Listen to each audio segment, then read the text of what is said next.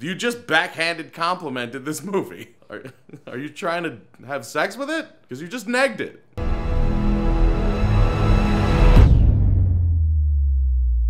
What's up, you guys? Welcome to Boss Level 8, where we make fun of movie critics. We watched the remake of Suspiria, which a lot of people have seen, a lot of people haven't seen. Honestly, it's more of a reimagining or a based on the script. They're not the same movie. Either way, we're gonna take a look at James Berardinelli's review of the movie. I'm reading it for the first time with you, and then we're just gonna make fun of his review. Together. If it's your first time here, make sure you hit the subscribe button and the little bell right next to it so you can get notified every single time we have a new video out. Now let's take a look at James' review. If I wanted to be kind, I'd call Luca Guadagnino's Suspiria remake visually striking and stylish. If I wanted to be brutally honest, I'd call it tedious, pretentious, and even painful, although not in a good way. When tedious, pretentious, and painful is... I understand when painful's in a good way, because some people are into that, but tedious and pretentious in a good way? Or were you just saying just the painful part, not in a good way? That was really confusing. If you mean just the painful part, not in a good way, then I understand, because some people like pain. And maybe you're into that. Maybe you're one of those people, which is cool. Don't call me, because I'm straight and not into that, but you know, whatever. Any successful horror film, whether highbrow art or lowbrow exploitation, makes the viewer feel something. Yet about the only emotional response provoked by this overlong slog is apathy. I would say in the case of this movie, the goal is to be unnerving and for you to feel uncomfortable. I don't know what emotion you thought they were actually going for. I don't know if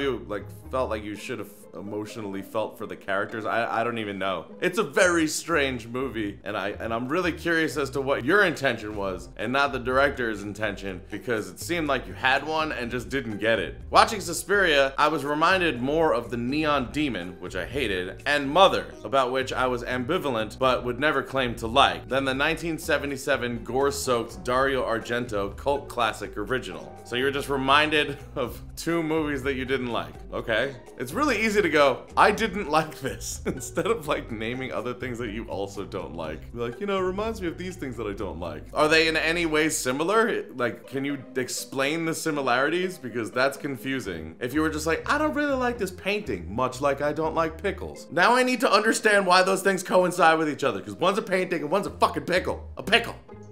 I don't get it. Although the core story in Suspiria borrows from its predecessor, Guadagnino and screenwriter David Kajganich, that's probably how you pronounce that. Thank you. Of course, someone's gonna be like, that's not how it's pronounced, and there's gonna be clapping with my face on the screen. Graphed on two subplots that, although intended to add meaning and thematic depth, turn what was originally a pretty straightforward, albeit surreal, yarn into a muddled allegory that devolves into macabre self-parody during its final act. Man, that was a lot, that was wordy.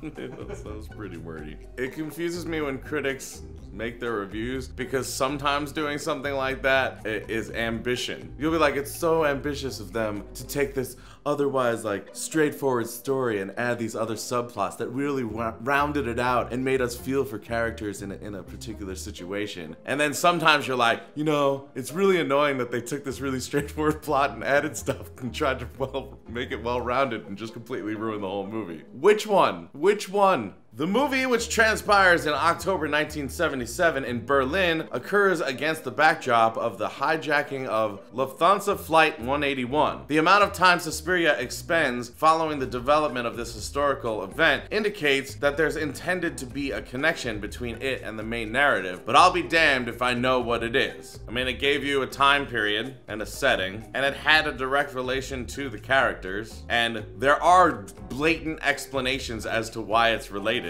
even just for the sake of why they dance. There's literally a moment when Tilda Swinton's character is explaining that that's why they do what they do, is because of the time period that they're in and the trials that are currently going on and had gone on before then.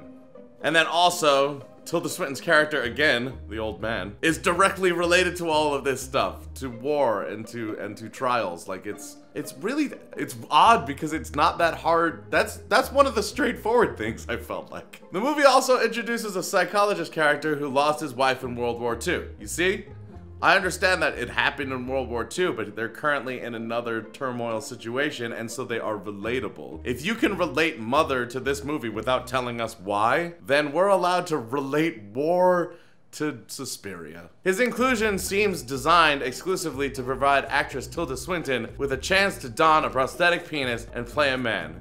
I actually think that she just wanted to play that character. That character was already there. Like, she was just like, I'll do it. Not like it was written for her to have a penis. No one bitches about Andy Serkis putting on prosthetics and being a completely different character. He does it all the time. I understand that often it's like some weird mythical creature or something like that, and usually it's within his own gender, but that shouldn't matter. And usually those parts aren't written for him. He takes on those roles. Oddly enough, same thing. Same thing happened here. There was a role and she went, I'll do it. And she did it. And honestly, if we didn't know it was her, we might not have known it was her. Suspiria's supporters will argue that the movie's somnambulant first half represents a slow burn necessary to build up to the shocking twists and revelations at the end, much like most horror movies, especially ones that happen in the 70s, i.e. the original Suspiria. There is usually a very slow build up that gives you a payoff at the end. And if you're gonna tell me that this movie doesn't have a payoff at the end, wow.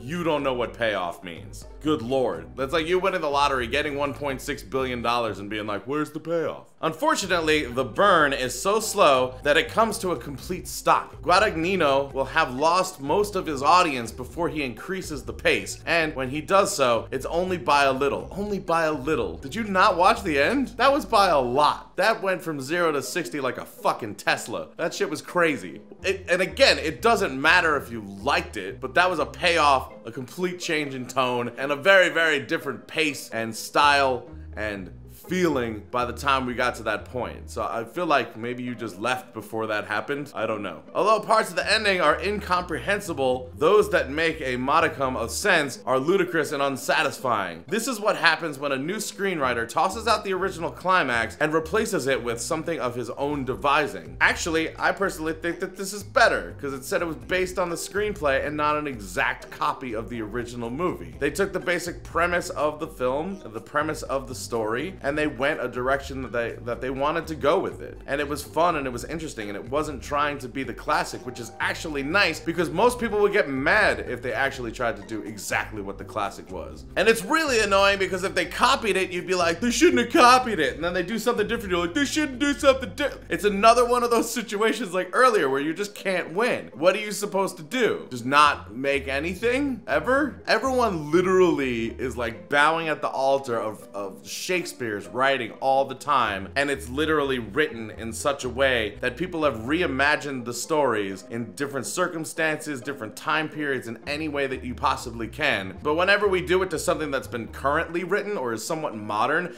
everyone loses their crap. I don't understand why. Like, it doesn't make any sense. I lose my crap when someone directly copies something and doesn't do it even nearly as well. Because to me, I don't know why you did that. But if you do your take on it and make a cool new thing that we get to watch, awesome.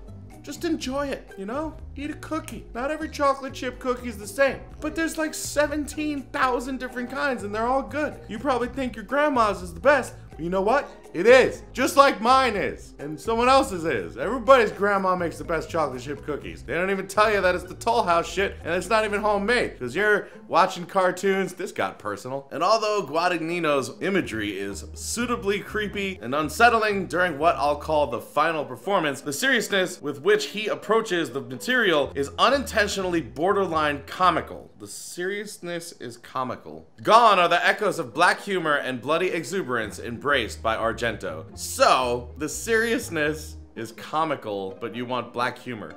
You realize that the only way to have dark humor is to take it seriously, right? Like, that's how it works. If you don't take it seriously, it doesn't become humor anymore. You have to actually play it straight. So if you want a very dark, comical situation that's completely irreverent of itself and of its audience, that's the only way to play it, is to play it seriously. You literally just said, I don't like that he did this. I like when Argento does it. This is just preference. That's all this is. At this point, it's just not even a review based on anything anything. Anytime you make a comment, it's not related to something else, and everything just sounds like whether or not you prefer this movie to the other one, which is completely and utterly unfair, because this isn't a movie review comparing Suspiria to the original. This is a movie review that's supposed to review this movie. This Suspiria wants to be seen as serious art, demented perhaps, but infused with meaning. Not even Mother had such aspirations. Again, one, you haven't explained why those two movies are related, and two, how do you know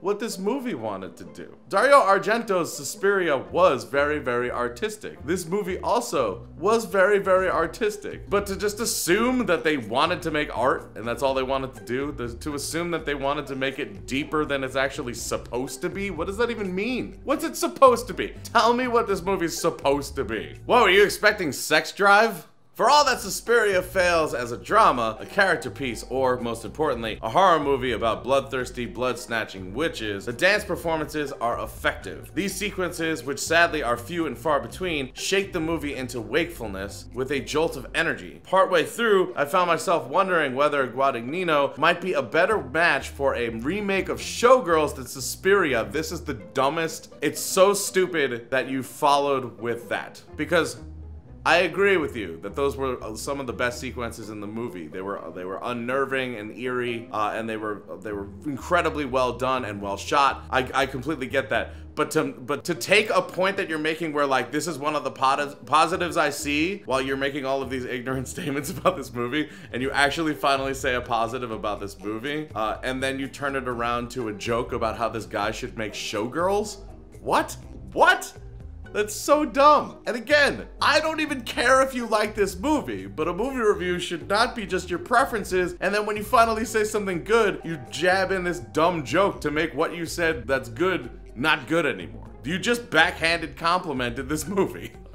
Are you trying to have sex with it? Because you just negged it. Dakota Johnson's performance, although lively and athletic during the dance sequences, leaves a bit to be desired in subdued moments. Susie is flat and artificial, and although part of the blame goes to the director and screenwriter, Johnson doesn't compensate for those deficiencies. Yeah, there's a shyness and a timidity to her character. In fact, the character that she's, I guess, loosely based on, considering that they're very different movies, the original, was also very shy and timid. It's a person going into a dance academy that's in a completely different country, and at this point not knowing who she is, and being surrounded by a lot more confident people, and surrounded by people who have been in this atmosphere a lot longer than her. So yes, she played it exactly the way she should have. That's clearly what they were going for, and clearly what the director wanted. The thing with me is if you're gonna critique someone's acting in a film or blame a director for someone's acting in a film, I think you first need to understand what the character was supposed to be and what they were going for, and then you could just say that it didn't work or they weren't successful in that. But in this case, it's very clear that that's what they were going for, so what you just described would describe it as a success. Tilda Swinton is expectedly weird, but there's nothing standout about her performance except that she's passable as a man. Not the best actor, but you know, she makes a good dude. She makes a good dude. No longer an impressive feat in this era of motion capture and CGI, although neither was used in this case.